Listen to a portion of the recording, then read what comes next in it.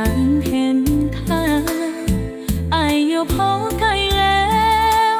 เอาเราแทบวานสั่นคำว่ารักที่เคยให้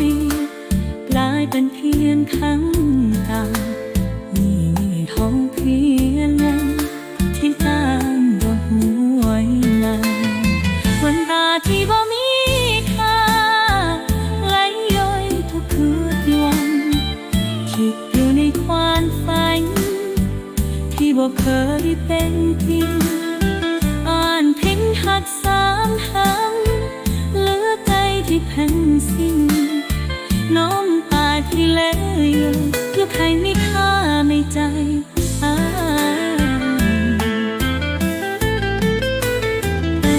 อยู่กลางทุ่งฟังเสียงแคนลองสายยังคัดมาพร้อมใจจิตคือมันคำที่อ้ายเคยร้องยันตั้งกองหัวใจกะหันต้องคิดใครมันกลับหันลงมองได้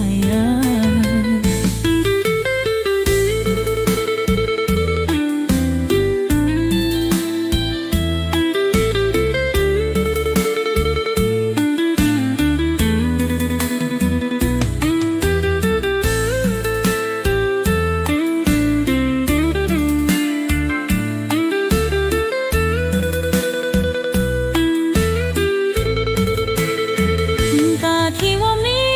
ค่าหลายอย่างทุกคืนวันจิตผู้ในทางฝันที่ว่าเคยเป็นจริง